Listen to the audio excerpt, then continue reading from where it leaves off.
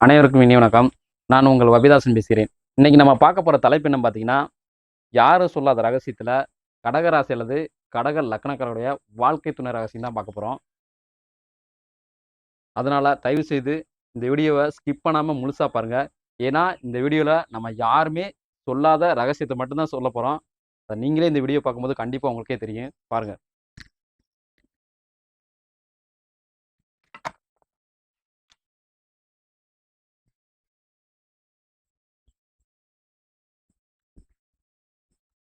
கடகம் ராசி அல்லது லக்னம். இந்த வீட்டுக்கு எந்த கிரகம் அதிபதின்னு கேட்டீங்கன்னா, சந்திரன் கிரகம் தான்.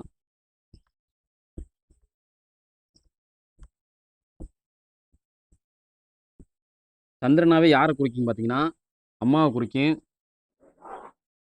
2வது பார்த்தீங்கன்னா, ராஜமாதா குந்திய குறிக்கும். மகாபாரதத்துல யார குறிக்கும் பார்த்தீங்கன்னா, ராஜமாதா குந்திய குறிக்கும். குந்தி. இப்ப கடகராசி அல்லது கடக லக்கணத்துல பொறந்துட்டாவே, உங்களுக்கு 2 கிரகங்கள் தான் நட்பு கிரகங்கள். நல்லா தெரிஞ்சுங்க. உங்களுக்கு 2 கிரகங்கள் தான் நட்பு கிரகங்கள். 1 பார்த்தீங்கன்னா, கேது. 2 பார்த்தீங்கன்னா, குளிகை. இவங்க தான் உங்களுக்கு நட்பு கிரகங்களும், இவங்க தான் உங்களுக்கு திருமண வாழ்க்கைக்கு, அதாவது உங்களோட திருமண வாழ்க்கைக்குள்ள வரக்கூடிய நபர்கள் யாருன்னு கேட்டீங்கன்னா, இவங்க தான். சரிங்களா? இந்த தசை, அதாவது இது தசையாகவும் செயல்படும். நல்லா தெரிஞ்சுங்க. இது தசைகளாகவும் செயல்படும். இந்த 2 தசைகள் நடக்கும்போது பார்த்தீங்கன்னா, உங்களுடைய வாழ்க்கையில செல்வம், செல்வாக்கு, புகழ், பதவி, பட்டம் எல்லாமே இந்த 2 தசை நடக்கும்போது கண்டிப்பா உங்கள தேடி வரும். இந்த 2 தசை நடக்கும்னு சொல்லிட்டோம். இந்த 2 தசை எந்த வயசுக்குள்ள நடக்கும் பார்த்தீங்கன்னா, இங்க இருக்கிற, நல்லா தெரிஞ்சுக்கங்க, இங்க இருக்கிற கேது தசை முதுமை காலத்திலேயும், இங்க இருக்கிற குளிகை தசை, இங்க இருக்கிற குளிகை தசை உங்களுக்கு இளமை காலத்திலேயும் நடக்கும். சரிங்களா? இது காலச்சக்கரம். யாருமே சொல்லாத ரகசியத்துல ஏன் சொன்னேன்னா, அத நீங்க இப்ப இந்த வீடியோல பார்க்க போறீங்க.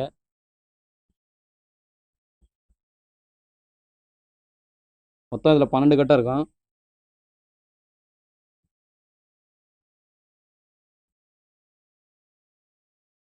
மொத்தம் பார்த்தீங்கன்னா, இதுல 12 கட்டம் இருக்கும். இது காலச்சக்கரம்.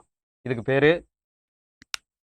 ம் அதாவது இங்க இருக்கிற 12 வீட்லயும் ஒரு கிரகத்துக்கு 2 வீடா குடுத்து வச்சிருக்காங்க. அப்படின்னு நீங்க நினைச்சீங்கன்னா, அது உண்மை கிடையாது. அது பொய்யி. முழுக்க முழுக்க அது பொய்யி.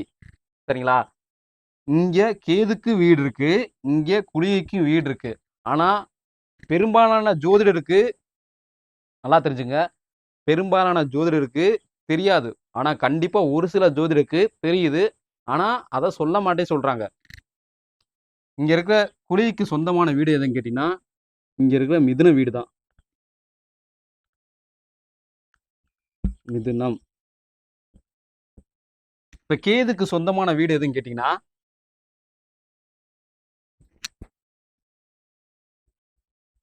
இந்த வீடு தான்.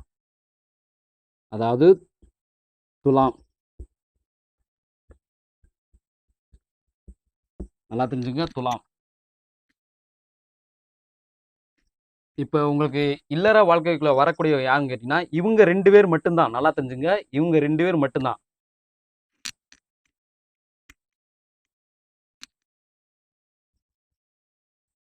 கடகம், இளச்சந்திரன்.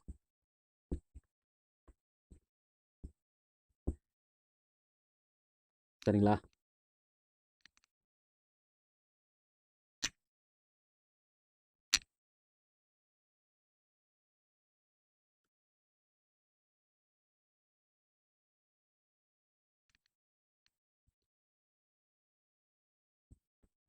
இது துலாம். இங்கே கேது வரும்.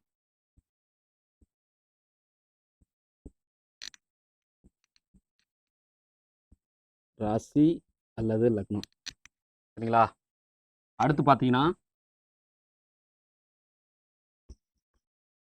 ஏன் இந்த ஏரோ போறேன்னா, நான் பின்னாடி சொல்றேன். நல்லா கவனிச்சு பாருங்க.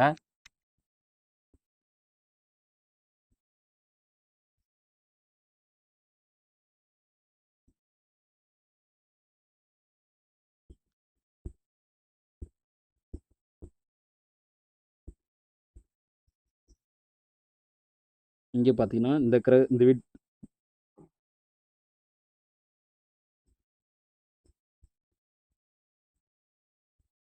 குளிகை சரிங்களா? கடக ராசிக்கு நல்லா தெரிஞ்சுங்க. இது ராசி இங்க நடக்கும். நீங்க கடக ராசியா இருந்துட்டா யாரை திருமணம் செய்யணும் பார்த்தீங்கன்னா, இங்க இருக்கிற துலாம் ராசிக்காரர்களை திருமணம் செஞ்சுக்கலாம். இங்க இருக்கிற மிதுன ராசிக்காரர்களையும் திருமணம் செஞ்சுக்கலாம். தப்பு கிடையாது. இதே நீங்க கடக லக்கணத்துல பிறந்துட்டீங்கன்னா, இங்க இருக்கிற துலாம் லக்கணக்காரவங்கள கல்யாணம் பண்ணிக்கலாம். நல்லா தெரிஞ்சுங்க. துலாம் லக்கணக்காரவங்கள கல்யாணம் பண்ணிக்கலாம். அதே மாதிரி மீன லக்கணக்காரர்களையும் கல்யாணம் பண்ணிக்கலாம். நீங்க கடக ராசி கடக லக்கணத்திலேயே பிறந்துட்டீங்கன்னா, உங்களுக்கு இவங்க 2 பேரும் மட்டும்தான் வாழ்க்கை துணையாக வருவாங்க. ஒண்ணு துலாமு, இன்னொன்னு மிதுனமு. சரிங்களா? ஆனா மோஸ்ட்லி 50% தெரிஞ்சுக்கங்க. 50% 50% கடகராசி அல்லது கடக லக்கண ஆண்களோ பெண்களோ மிதுன ராசியில பிறந்த மிதுன ராசி அல்லது லக்கணத்துல பிறந்த ஆண்களை பெண்களை மட்டும்தான் அதிகபட்சம் பேர் கல்யாணம் பண்றாங்க. இங்க பாத்தீங்கன்னா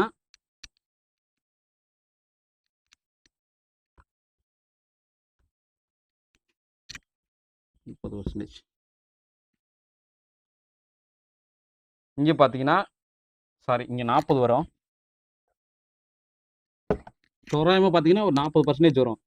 தோராயமா பாத்தீங்கன்னா 40% பேரும் தான் கடகராசி அல்லது கடக லக்கணத்துல பிறந்த ஆண்களும் பெண்களும் பாத்தீங்கன்னா இங்க இருக்கிற துலா ராசி அல்லது துலா லக்கணம் ஆண்களையோ பெண்களையோ திருமணம் செய்யறாங்க. ஏன் இங்க மொத்தம் 12 வீடு இருக்கு. மொத்தம் 12 வீட்டுல 12 கிரகங்கள் இருக்கு. ஏன் அந்த வீட்டுல அதாவது இந்த வீட்டுல பிறந்த ஆண்களோ பெண்களோ ஏன் கல்யாணம் பண்ணக்கூடாது? நீங்க கேட்பீங்க.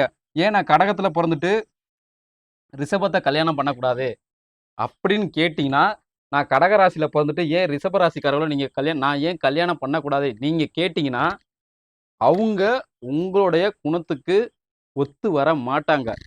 நல்லா தெரிஞ்சுங்க. இன்னொன்னு நல்லா தெரிஞ்சுங்க. இன்னொரு விஷயம் இருக்கு. இல்லற வாழ்க்கையிலே 2 கிரகங்கள் மட்டும்தான் இல்லற வாழ்க்கையை குறிக்கக்கூடிய 2 கிரகங்கள். ஒண்ணு சந்திரனு, இன்னொன்னு குரு. நல்லா தெரிஞ்சுங்க. கடகராசி அல்லது கடக லக்கணத்துல பிறந்த ஆண்களும் பெண்களும் நல்லா தெரிஞ்சுங்க. இல்லற வாழ்க்கையை குறிக்கக்கூடிய கிரகங்கள் 2. ஒண்ணு சந்திரன், இன்னொன்னு குரு. ஸோ நீங்க இல்லற வாழ்க்கையின் அதிபதி. நல்லா தெரிஞ்சுங்க. நீங்க இல்லற வாழ்க்கையின் அதிபதி. இந்த ராசியில அல்லது லக்கணத்திலே பிறந்து வந்துட்டாவே நீங்க இல்லற வாழ்க்கையின் அதிபதி தான். உங்களுக்கு எந்த விதமான சந்தேகமும் வேண்டவே வேண்டாம். நீங்க கடக ராசி ஆயிட்டீங்கன்னா, நீங்க துலாம் ராசிகளை கல்யாணம் பண்ணிக்கலாம். நீங்க கடக ராசிக்காரர்களா இருந்தீங்கன்னா, மிதுன ராசிக்காரர்களை கல்யாணம் பண்ணிக்கலாம். இதே கடக லக்கணமா இருந்துட்டீங்கன்னா, துலாம் லக்கணக்காரர்களை கல்யாணம் பண்ணிக்கலாம். மிதுன லக்கணக்காரர்களையும் கல்யாணம் பண்ணிக்கலாம். சரிங்களா? 2ல ஏதாச்சும் ஒருத்தவங்கள கல்யாணம் பண்ணிக்கலாம். ஏன் இவங்க 2 பேர் மட்டும் நான் சொல்றேன்னு கேட்டீங்கன்னா, உங்களுடைய குணங்கள, உங்களுடைய அருமைகள, உங்களுடைய பெருமைகள உங்களுக்கு ஏத்த மாரி செயல்படும் நபர்கள் யாருன்னு கேட்டீங்கன்னா, இவங்க 2 பேர் மட்டும்தான். மித்த யாருமே கிடையாது. இங்க இருக்கிறவங்க ரிஷபம் அதாவது இங்க இருக்கிற மொத்தம் 12 வீட்ல அதாவது மொத்தம் 12 வீட்ல 7 கிரகம் 8 வீடு யாருமே உங்கள மதிக்கவே மாட்டாங்க. உங்க பேச்சையும் கேட்க மாட்டாங்க. உங்களை மதிக்கவும் மாட்டாங்க. ஏன்னா நல்லா தெரிஞ்சுங்க. உங்களுக்கு கேதுவை ரொம்ப பிடிக்கும். அதாவது துலாம் ராசி அல்லது துலாம் லக்கணக்காரர்களை உங்களுக்கு ரொம்ப பிடிக்கும். ஆனா இங்க இருக்கிற மிதுன ராசி அல்லது மிதுன லக்கணத்தை பிறந்தவங்களுக்கு உங்களை ரொம்ப பிடிக்கும். சரிங்களா? இதான் கான்செப்ட். வேற எதுவுமே கிடையாது. இங்க இருக்கிற கடகராசி அல்லது கடக லக்கணத்துல பிறந்துட்டாவே அந்த ஆண்களும் பெண்களும் இங்க இருக்கிற துலா ராசி ஆண்களையும் பெண்களையும் அதிகமாக நேசிப்பாங்க. அதாவது அவங்கள பார்த்தாவே ஈர்ப்புக்கு உள்ளாவாங்க. அதே மாதிரி தெரிஞ்சுங்க, இங்க இருக்கிற மிதுன ராசி அல்லது மிதுன லக்கணத்துல பிறந்தவங்க கடகராசி அல்லது கடக லக்கணத்துல பிறக்கக்கூடிய ஆண்களோ பெண்களையோ பார்த்தோன்னே ஈர்க்கக்கூடிய குணங்கள் அவங்ககிட்ட இருக்கும். ஸோ இதுதான் காரணம், வேற எதுவுமே கிடையாது.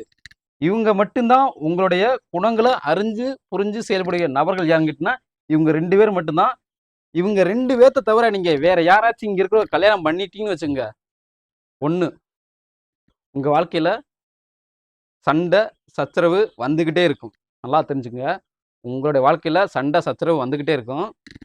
ஒரு கல்யாணம் முடிச்சு ஒரு 20 வருஷத்துல இல்லாட்டாலும் சரி, 30 வருஷம் 40 வருஷம் மிகப்பெரிய சண்டை சச்சரவு வந்துகிட்டே இருக்கும்.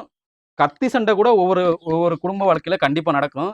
இல்லாட்டா முன்னாடி போக விட்டு பின்னாடி பேசுவாங்க. சரிங்களா? அந்த மாதிரி நிலைமைக்கு நீங்க தள்ளப்படாத, அதாவது அந்த மாதிரி நிலைமைக்கு நீங்க வரக்கூடாதுன்னா இந்த 2 கிரக சேர்க்கை மட்டும்தான் நீங்க கல்யாணம் பண்ணணும். அப்படி பண்ணா மட்டும்தான் உங்களுடைய வாழ்க்கை சீரும் சிறப்புமா இருக்கும். இல்லாட்டா சேரும் செருப்புமா இருக்கும். சரிங்களா?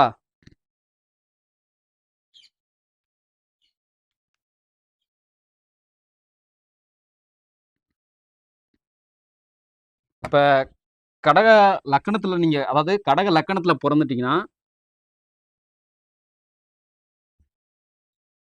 கடக லக்கணத்துல பிறந்துட்டீங்கன்னா உங்களுக்கு இருக்கக்கூடிய பிளட் குரூப் பார்த்தீங்கன்னா ஏபி பாசிட்டிவ். இதே நீங்க துலா லக்கணத்துல பிறந்துட்டீங்கன்னா உங்களுக்கு இருக்கக்கூடிய பிளட் குரூப் பார்த்தீங்கன்னா ஏ பாசிட்டிவ். இதே மீன லக்கணமா இருந்துட்டீங்கன்னா உங்களுக்கு இருக்கக்கூடிய பிளட் குரூப் பார்த்தீங்கன்னா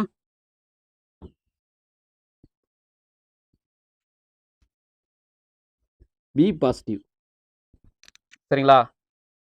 இது கண்டிப்பா நான் சொல்றவங்களுக்கு, நீங்க துலா லக்கணமா இருந்துட்டீங்கன்னா கண்டிப்பா பொருந்தும் நான் சொல்றது.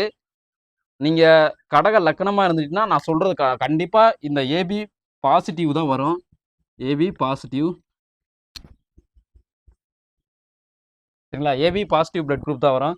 இதுல எந்த விதமான சண்டை, நீங்க அந்த கரெக்டா அந்த லக்கணமா இருந்துட்டீங்கன்னா உங்களுக்கு இந்த பிளட் குரூப் தான் வரும். சரிங்களா? அதே மாதிரி தெரிஞ்சுங்க, கடகராசி அல்லது கடக லக்கணத்துல குறிப்பா தெரிஞ்சுக்குங்க, கடக லக்கணத்துல பிறந்தவங்க குறிப்பா தெரிஞ்சுங்க, கடக லக்கணத்துல பிறந்தவங்க உங்க லக்கணத்துல சந்திரன் இருந்துச்சுன்னா நீங்க சரியான பொண்ணை கல்யாணம் பண்ணி தான் ஆகணும். வேற வழியே இல்ல. இவங்க 2 பேத்துல யாராச்சும் ஒரு ஆளா நீங்க கல்யாணம் பண்ணி தான் ஆகணும். அப்படி நீங்க கல்யாணம் பண்ணலட்டா கல்யாண வாழ்க்கைக்கு பின்பு ஆணா இருந்தீங்கன்னா இன்னொரு பெண்ணை தேடுவீங்க, பெண்ணா இருந்தீங்கன்னா இன்னொன்னு ஆணை தேடுவீங்க, இன்னொரு ஆணை தேடுவீங்க. இந்த மாதிரி சிக்கல்ல நீங்க மாட்டக்கூடாதுன்னா இவங்களை நீங்க கண்டிப்பா கல்யாணம் பண்ணணும். ஏன்னா சந்திரன் சொல்றது இல்லற வாழ்க்கையை குறிக்கக்கூடிய ஒரு கிரகம். ஏன்னா நீங்க இல்லற வாழ்க்கையை தான், இல்லற வாழ்க்கையில இனிமையா வாழத்தான் இந்த பிறப்பே நீங்க படைக்கப்பட்டிருக்கீங்க. நல்லா தெரிஞ்சுங்க, கடகராசி அல்லது கடக லக்கணத்துல பிறந்தவங்களுக்கு நல்லா தெரிஞ்சுங்க, இல்லற முழுக்க முழுக்க நீங்க இல்லற வாழ்க்கைய வாழத்தான் இப்பிறப்பு முழுசா பிறப்பு எடுத்திருக்கீங்க. சரிங்களா? அதனால நீங்க தப்பா கல்யாணம் பண்ணும்போது ஒன்றுக்கு மேற்பட்ட ஆணா இருந்தீங்கன்னா ஒன்றுக்கு மேற்பட்ட பெண்கூடையும், பெண்ணா இருந்தீங்கன்னா ஒன்றுக்கு மேற்பட்ட ஆண்கூடையும் கண்டிப்பா தொடர்பு ஏற்படும். அதாவது கள்ள தொடர்புன்னு சொல்லுவாங்க பார்த்தீங்களா? அது கண்டிப்பா உங்க வாழ்க்கையில நிகழும். அப்படி ஒரு நிலைமை நீங்க வரக்கூடாதுன்னா இந்த மாதிரி நீங்க கல்யாணம் பண்ணி தான் ஆகணும். ஒண்ணு துலாம் ராசி அல்லது துலாம் லக்கணக்காரர்களை கல்யாணம் பண்ணணும். இன்னொன்னு பார்த்தீங்கன்னா மிதுன ராசி அல்லது மிதுன லக்கணக்காரர்களை நீங்க கண்டிப்பா கல்யாணம் பண்ணி தான் ஆகணும். இவங்க தான் உங்களுக்கு செட்டு ஆவாங்க. நீங்க என்ன சொன்னாலும் ஆமாம் சாமி ஆமாம் சாமி மண்டைய தலையாட்டுறாங்க பார்த்தீங்களா? அது யாருன்னு கேட்டீங்கன்னா இவங்க 2 பேர் மட்டும்தான், வேற யாரும் கிடையாது. சரிங்களா? இன்னொன்னு பார்த்துங்க, இதுல நட்பு கிரக சேர்க்கைன்னு சொல்லலாம், யோக கிரக சேர்க்கைன்னு சொல்லலாம். அதாவது இவங்க தான் இணைஞ்சிருப்பாங்க. இந்த 2 கிரகங்கள் தான் இணைய போகுது சந்திரனோட.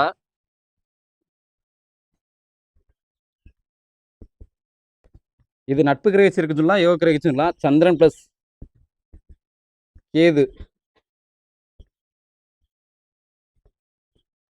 சந்திரன் பிளஸ் குளிகை,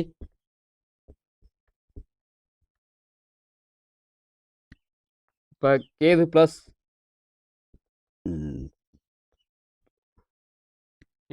சந்திரன்,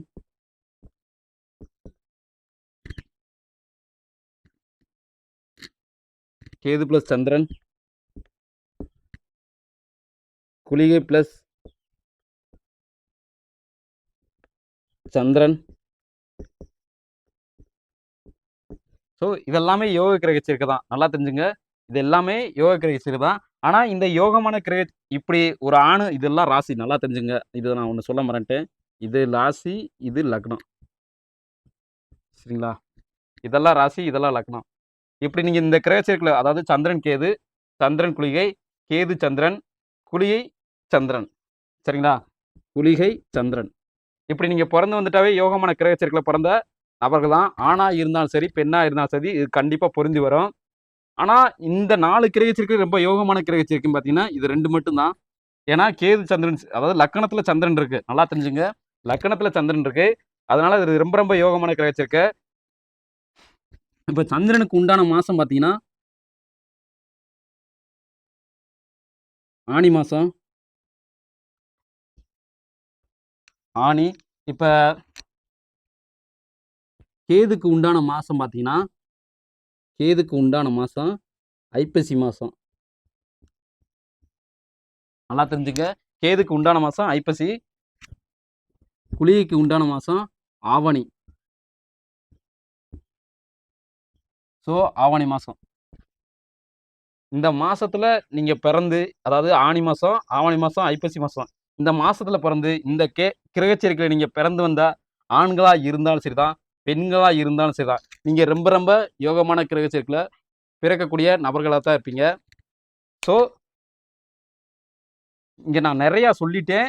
ஆனா இது போல யாருமே சொல்லியிருக்க மாட்டாங்க. கடகராசி அல்லது கடக லக்னத்துல பிறந்தவங்க. ஏன் நான் இவ்வளோ சொல்றேன்னா, நான் உங்களுக்கு வேண்டியவன் தான். சரிங்களா?